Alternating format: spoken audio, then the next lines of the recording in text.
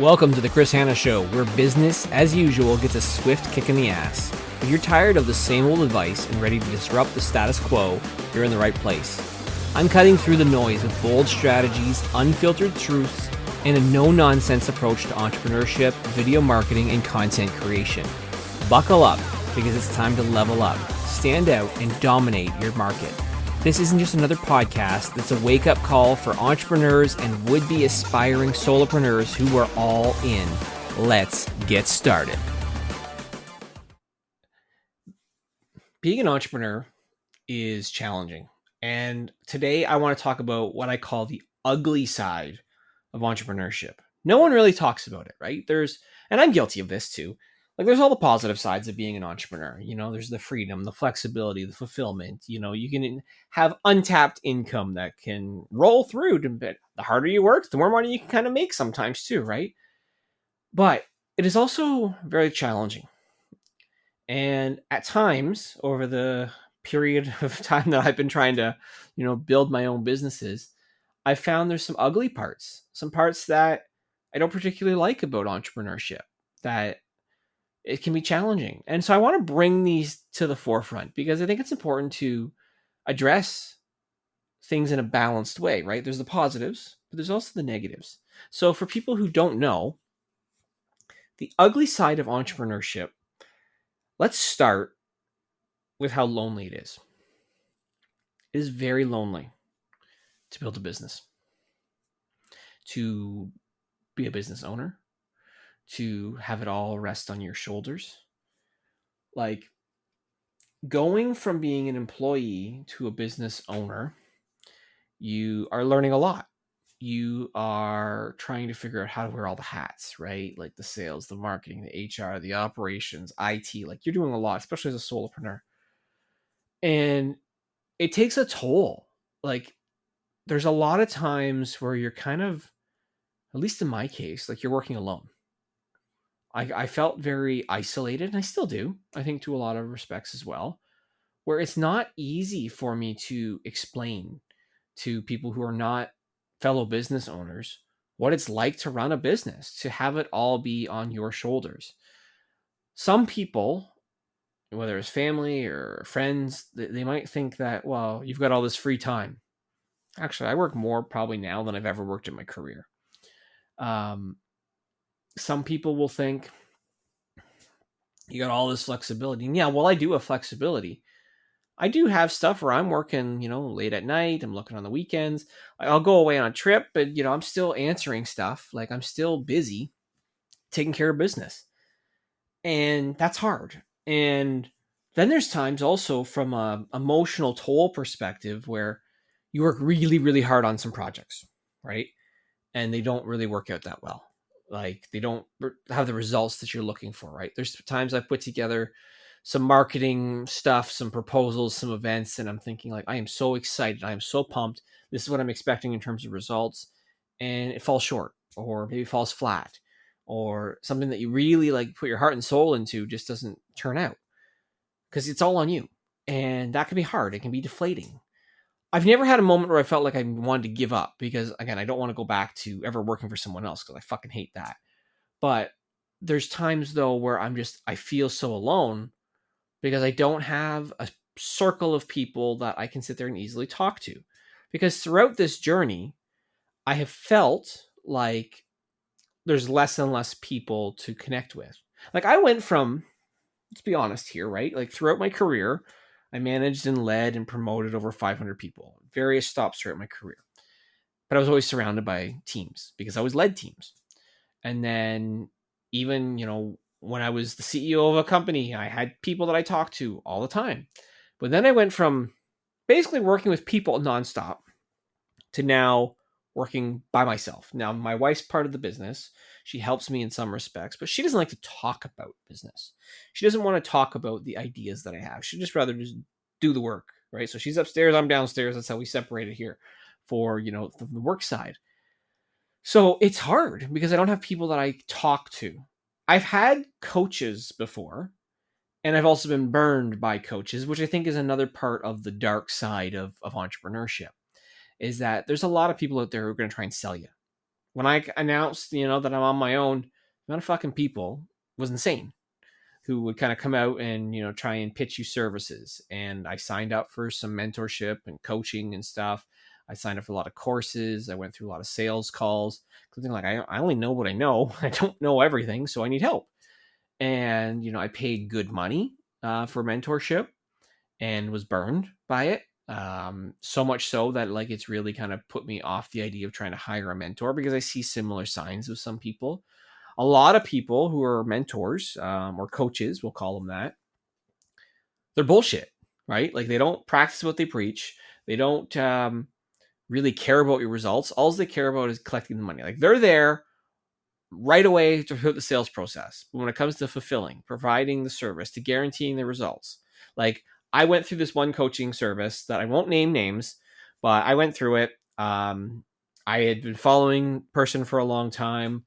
I liked what they were putting out online. They reached out to me and said, hey, would you be interested in a consultation? We can talk through what's going on. I have the consultation. I thought, this might be a good fit. So I forked down a lot of money. And of course, it's US money. So then it's obviously that much higher in Canadian. And I joined the program. And as soon as I got into the program, I was like, wow, I think I know more than these people. And I'm not happy with the quality of what I'm getting. Like canceled appointments, the advice kind of sucked, wasn't seeing the results. It just didn't feel good. And so I asked for a refund. I said, I want out. Like I said, I just don't think this is for me. This doesn't work. And then they convinced me to stay. And I probably should have pushed back, because they said they were going to do all these different things for me, right? I was going to get all this level of support, all this done for you, essentially like stuff that people pay a lot more for. But I never got it. And so went through, completed the program, and just felt like I just got robbed. Like I felt like I got nothing for the value. Literally nothing. And then this is crazy now. This is almost 2 years after being part of the program. About 3 weeks ago, from the time I'm recording this, the person who runs the program, which is probably a VA on their part, sends me a message and says, oh, hey, I see that, your LinkedIn profile could use a little bit of a cleanup, and you could have some optimization and stuff done. We actually offer a training program and services all around this. I was so fucking pissed off and so floored through their own stupid process of not being able to check and say, oh, this guy was part of our program before. Before messaging me, like I didn't respond. I probably could have, but I would just be childish. But I was like, people who just come in and they'll just take your money. I had other companies over the course of the years, sell me on, courses and packages, and like it's going to be all these different bonuses and stuff that they just never fulfilled and they never did anything with. They would just collect your money, give you access, and then you get into the system. It's garbage, and you're asking for refunds, and nothing's happening. Spent thousands and thousands and thousands of dollars on mentorship, and it was garbage. I've seen it also in companies that I've worked with where like the service and support also sucked from that side too, where coaching was just not where it needed to be. And so I think that that's a major problem as well of the ugly side of entrepreneurship, is that everyone's trying to sell you. I'll say it in this way. I've done this every year now for the last 3 years. I just completed this exercise.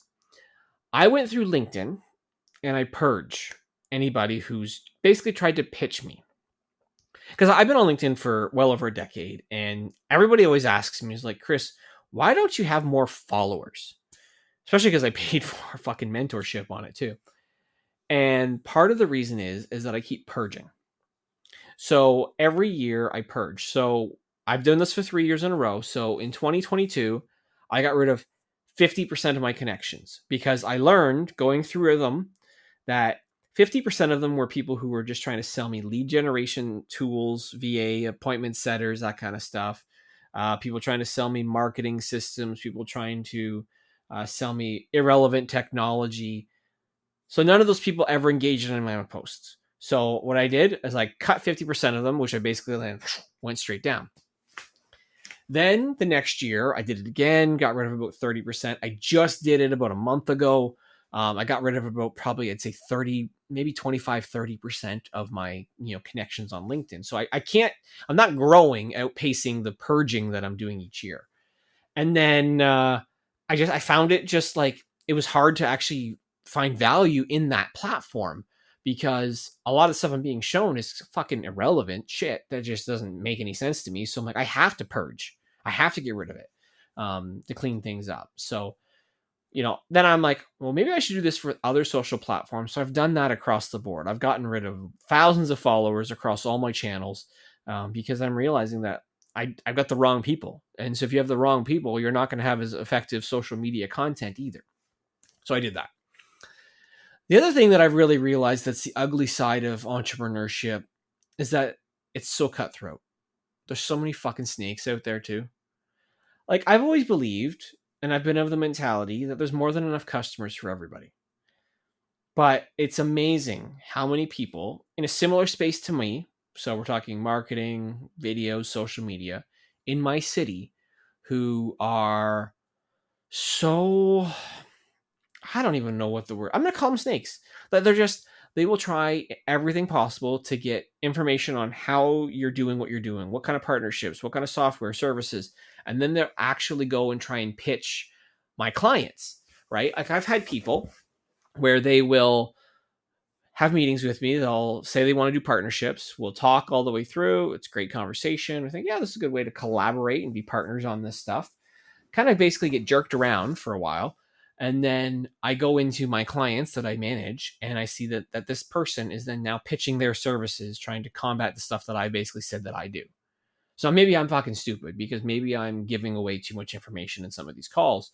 But these snakes are just trying to get information to try and go and steal my clients. It's almost like, hey, we know this person's already paying, so why don't we just find a way just to take that person from Chris, as opposed to trying to go generate their own new business and there's no new leads.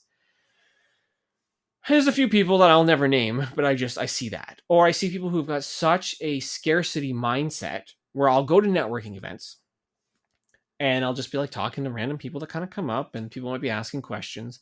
And then they see that somebody that maybe they provide support for is talking to me. They'll literally come. I'm not going to say the name, but like there's a person who will go and grab their people and they will literally shoo them away from me because I think that they've got a fear that maybe I'm going to steal them in some way, which if someone wants to come work with me, great. I actually try not to go and sell and pitch myself in any way. I basically say, this is what I do. If you're interested, great. If not, whatever. But there's people who are literally trying to push and pull and everything. And so the cutthroat nature of it too is that like people will talk shit about you and it just doesn't bode well either. But like it is crazy how often that shit happens. So like the cutthroat stuff is, I think, the dark side of it. It's probably not just my industry, it's every industry. So that's also challenging. The other dark side of it is that I think there's also, because of the isolation, because of doing it alone, I think that there's also a bit of a mental health challenge when it comes to being an entrepreneur. I'll admit this probably for the first time that I struggle from time to time with my mental health. And that means like I can get myself very stressed out. I can get myself very burnt out. I sometimes get into not a fully depressive state, but I can definitely feel depressed. And, that doesn't lead to me making the best decisions sometimes. Or that means that I'm maybe not as all in as I like to say that I'm all in on some situations or some jobs, right? Because it can kind of get to you and then you're distracted. I'll be maybe doing a recording session with someone, but I'm thinking about all the other things that are kind of going on. And that mental toll is hard and it's difficult. And like I said, I've never been a person who wants to give up doing what I do because I love it. But there's times though where I don't like not being the best version of me and struggling mentally with it, where like yesterday, as an example, like I made a simple mistake and it kind of ate away at me all night long, where I just kept tossing and turning, thinking about it last night. And like I'm trying to sleep and I really couldn't sleep that well. And it was like the simplest of mistakes. And like even from the client side, like they're like, okay, totally cool, no problem. Like whatever. It was like little like minor mistake, but I'm beating myself up. And I'm frustrated with myself. And my wife's like, shut up about it.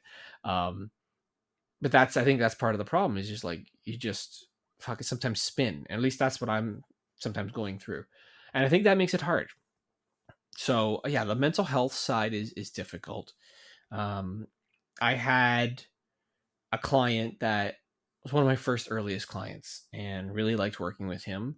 Ultimately, though, they're struggling, with seasonality in their business and not being able to pay. And so I kind of gave him an option to maybe we should pause, right? Like kind of a little bit of it wasn't super profitable for me anyways. It probably wasn't the right fit. And they were struggling financially. And so I did that, but then I wrestled with it so long before having that conversation. And then even after the fact, having the conversation. And again, that mentally just takes a toll on you. So like you're kind of going through swings sometimes, or at least that's how I'm feeling going through this process. So that's tricky. But like, even though there's challenges, even though there's the dark side, the ugly side of entrepreneurship, there is more positives than negatives. But I think it's important, again, to kind of share some of these examples that I just did, because it's not all rosy, right? There are times where you're going to be so stressed that if you don't know how to handle it, it can manifest in an ugly way. I've gotten very, angry, upset at times by things that just kind of happen. Like I have a client or a potential client that I know I have to already pull myself out of the deal. Like it's not a good opportunity for me. We're just not a fit, but it's a thing that I'm putting off, even though I know I need to do it. So like I think there's stuff that happens that you don't want to do, which you have to do because you're the business owner, and it's challenging. And so it's like, once you go through the experience, you'll be better off for it. But like, it's hard. It's not easy to run a business. I don't think it's for everyone either. I love it, but at times I hate it. And I think that's just the reality of how it is. I just know I hate working for other people way more than I hate the kind of the ugly side of shit that we have to go through. Like there's ways to avoid it, right? Like when we talked about snakes and we talked about, people at networking events, the example, just don't go to as many networking events. I've gotten to the point where like, I know which ones I should go to, which ones I shouldn't as well. So that's also helped. On the mental health side, I've been trying to walk a lot more, get outside, get active. We got a gym membership, which the business is paying for my wife and I. So we're going and doing that, trying to prioritize the health front. Having vacations to look forward to. So at the time of this recording, we're going to Mexico in 36 days. So that'll be great. Get some time away, some fun in the sun. So you have to find ways to combat the ugly side. And through some of the stuff I just said, that's a way to do it. But if you have ideas, I'd love to hear them. If you want to talk through some of the challenges that you might be having, I'd love to do that as well. I love talking to people who are, business owners. And because I said, it's very lonely to be a business owner. If you are looking for someone to talk to about, what's going on in your business and the challenges and sometimes the pain that you have and the ugly side, hey, I'm always here to chat and connect. You can actually, find a link at chrishanna.ca. If you want to connect with me for a quick chat, we can hop on a Zoom call and connect and we can share. And again, always happy to help. Anyways, that's it for this week's episode of the Chris Hanna Show. Thanks for tuning in. And again, whatever you do, live on your terms. And more importantly, go all in. All right, that's a wrap for today's dose of reality on the Chris Hanna Show. If you're fired up and ready to kick some serious ass, then I've done my job. But remember, knowledge without action is just wasted breath. So what are you going to do? Sit around and let opportunities pass you by? Or are you going to step up and take what's yours? The choice is yours, but don't expect sympathy if you choose the easy road. If you've got value from today's episode, smash that subscribe button, leave a review, or share it with somebody who needs a wake-up call. Don't keep this gold to yourself unless you're afraid of a little competition. Stay bold, stay hungry, and remember, always go all in. Until next time, this is Chris Hanna signing off. Now go out there and take what's yours.